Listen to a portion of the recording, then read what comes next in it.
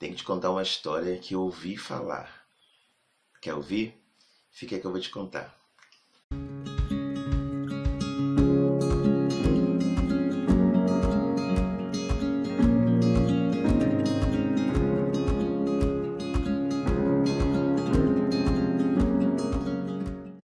Como vai? Tranquila, tranquilo, tranquilis? Sou de Alcântara, este é o canal Entre Estantes. O assunto de hoje é a importância da gente ter autonomia na informação e não se deixar levar por aquilo que falam pra gente, aquilo que disseram, né? Eu fiz uma brincadeira na chamada justamente para ilustrar isso. A gente não precisa estar solidificado, ter suas bases naquilo que falaram pra gente. A gente pode ir em busca das fontes primárias da informação e ter nós mesmos a competência na informação para decidirmos qual rumo tomar, qual tomada de decisão será mais adequada à nossa realidade. Por isso que é importante da gente deixar de lado o achismo e seguir um rumo reto, certo, baseado em informações honestas e verídicas, tá? Nesses tempos aí de propagação de notícias falsas, é muito importante a gente saber quais são os caminhos das pedras para que a gente possa beber na fonte da informação sem ser levado por essa onda falaciosa que infelizmente assola, né, o nosso país nesses últimos tempos. Bom, então qual é o primeiro passo, penso eu, para a gente ter uma certa autonomia no tocante à informação? É desconfiar sempre. Como assim, Ed? Eu vou desconfiar de todo mundo? Não, é ser curioso. Quando eu falo desconfiar, é ter uma curiosidade. É não deixar se levar pelo que os outros estão dizendo. Ou seja, se você pega um jornal e lá diz lei tal, foi sancionada a lei tal do governo federal que dá uma bolsa de um salário mínimo para cada cidadão que tiver certos requisitos. Soa estranho, né? Mas se você tem como ir no site da Câmara e do Senado, então na própria Presidência da República, no site da própria Presidência da República, e ver a lei, e existe essa forma de fazer isso, vá até esses sites que eu falei e leia a lei na íntegra, se você não entendeu o que o jornal diz, porque o jornal faz um resumo e alguns jornais dizem aquilo que eles querem. Eu peguei essa questão da lei da bolsa para ilustrar apenas, né? Mas para você entender que existe como você ir à fonte primária sem se basear naquilo que o jornal te disse, certo? Existe como você ir à fonte primária sem se basear com o que os posts de internet disse. É importante que a gente entenda e aprenda a fazer isso, né?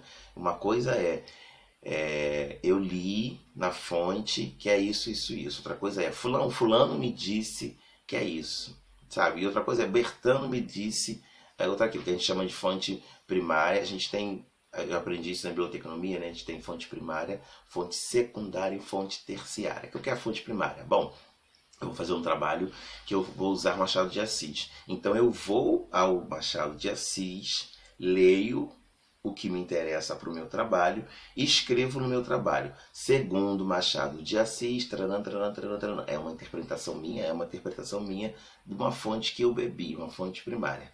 Se eu preciso do Machado de Assis, não fui à fonte do Machado de Assis e peguei um trabalho que também fale sobre Machado de Assis, isso aí vai ser uma fonte secundária. Segundo fulano Machado de Assis, citado por fulano de tal, é uma fonte secundária. E a fonte terciária é pior ainda, é aquela que é um fulano que citou ciclano, que citou Machado de Assis. Então assim, você vê que nesse caminho aí, as interpretações são livres, as interpretações podem ser múltiplas. A gente tem que tomar cuidado de saber o que eu quero citar do Machado de Assis. Uma interpretação do Machado de Assis ou eu quero citar Machado de Assis na fonte? Eu sempre vou querer citar Machado de Assis na fonte. Eu não vou querer citar uma interpretação do Machado de Assis, porque eu corro o risco de citar uma interpretação apenas do autor. E pode ser que ele tenha entendido Machado de Assis de uma forma completamente diferente daquela que eu, primeiro, poderia entender e, segundo, daquela que eu gostaria que fosse o meu trabalho. Entende como é que é complicada essa história de pegar informação de uma outra pessoa, daquilo que na verdade você quer? É assim que a gente tem que ser para a vida. É assim que eu entendo que a gente precisa ser para a vida. Infelizmente, nessas últimas semanas eu vi milhares e milhares e milhares de mensagens falsas sendo vinculadas pela internet, graças a um esforço do Tribunal Superior Eleitoral, juntamente com as empresas de comunicação oficial no Brasil, criou-se uma força-tarefa contra as notícias falsas, né, as chamadas fake news. E essas agências estão tendo um trabalho nesses últimos tempos para desmistificar certas notícias que são publicadas, montagens grosseiras, rasteiras mesmo, de campanhas outras, acusando outros concorrentes, né, nas campanhas, de coisas que não aconteceram, justamente para inflamar a posição, justamente para inflamar a opinião pública contra tal candidatura. Foi impressionante o número de mensagens falsas, o número de montagens grosseiras, o número de inverdades e o número de pessoas que infelizmente acabaram acreditando nessas mentiras que eu pude perceber nos últimos tempos. Quando dava para eu correr atrás da informação e jogar no post das pessoas que eu conheci, dizendo, olha, isso é uma notícia falsa, eu fazia, mas não dá conta, né? Infelizmente não dá conta. E por que acontece isso, né? Por que aconteceu isso no Brasil com tanto vulto assim? Porque as pessoas, primeiro, sabem que o brasileiro não é muito feito à leitura, sabem que o brasileiro não vai muito a museus, a teatros, a bibliotecas, que o brasileiro não lê mesmo. Realmente é muito complicado o brasileiro ler mais de 3 linhas, principalmente em rede social. Então, quando vê com textos gigantes, é aí que não lê mesmo. Então, assim, é muito de má fé, é muito de pilantragem o que aconteceu nesses últimos tempos, nessa última campanha presidencial, por exemplo, no tocante a mensagens falsas. Eu fico só imaginando se essas pessoas fizeram isso para ganhar votos de pessoas que, de resto, não vão cobrar delas, porque o eleitor brasileiro, a sua grande maioria, vota e esquece, o que não farão essas pessoas ou essas candidaturas para conseguir votos no Congresso Nacional para aprovar os seus projetos? O que não estará em jogo aí por baixo dos panos, nos bastidores do poder, sem que ninguém veja, para conseguir que seus projetos sejam aprovados no Congresso Nacional.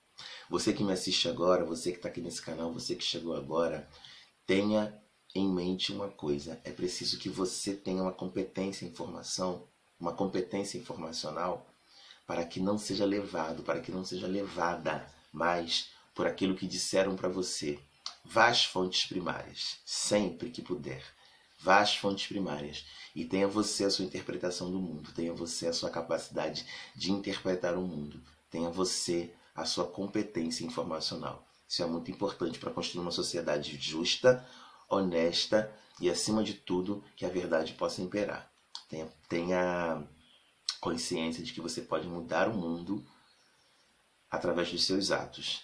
E informar-se em fontes confiáveis é um dos bons passos para a gente formar uma sociedade cada vez mais justa, honesta e harmoniosa. Pense nisso. E vamos à poesia, porque este canal tem poesia. Diz assim: ó reino de imensidão profunda, que guarda misteriosos segredos, alivia o mais intenso peso e permite em suas águas me banhar. Morada dos sonhos infinitos, de um verde azul tão bonito, com seres incontáveis que não se pode imaginar. Em seus portos há saudades, histórias para toda a vida e lealdade, seja em ermo lugar ou dentro da cidade. É manso em bom tempo e bravio na tempestade.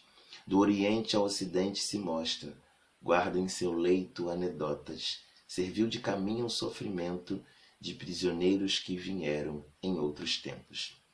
Ó mar, doce mar, acolhe a todos que sabem chegar, recebe as flores para sereia e Iemanjá. Se um amor um dia eu encontrar, em tua praia, com os pés em tuas águas, eu vou me casar. Poesia, Coisas do Mar, autoria Edilmar Alcântara. Bom, a minha indicação de leitura de hoje É um livro muito curioso que eu li e gostei muito, que se chama Os Excluídos. A autora é Iu, eu não sei falar, é chinês. Eu acho que é Yin Li. Não sei, gente, eu vou botar aqui vocês verem, tá? O livro é Os Excluídos.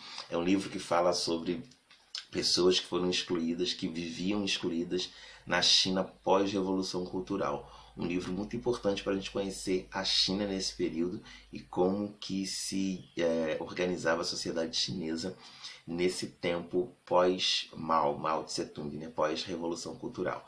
Essa é a minha indicação de leitura de hoje, Os Excluídos, o livro dessa autora que eu não sei falar o nome, e a indicação de livro desse vídeo. Bom, inscreva-se caso você não está inscrito. Quando você não está inscrita, ative as notificações, curta se você gostou, compartilhe se você acha que tem que compartilhar. Eu sou Edmar Alcântara, este é o canal Entre Estantes. Até o próximo vídeo, até porque é caminhando junto que a gente chega lá. Um forte abraço e até a próxima.